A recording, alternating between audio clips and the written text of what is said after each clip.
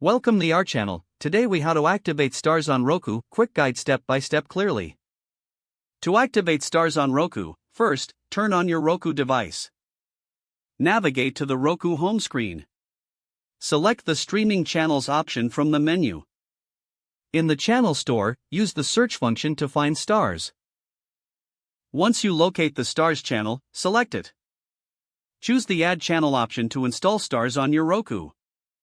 Wait for the channel to finish installing, then select OK to return to the home screen. Highlight the Starz channel icon and open it.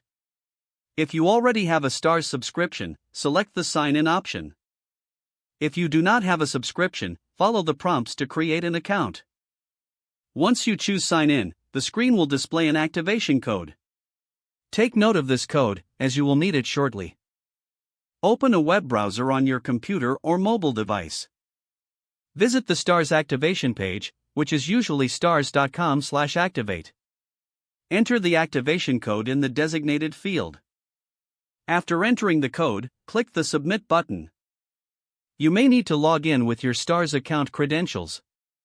Once your account is verified, the screen will confirm your activation. Return to your Roku device, where the Starz app should now be activated.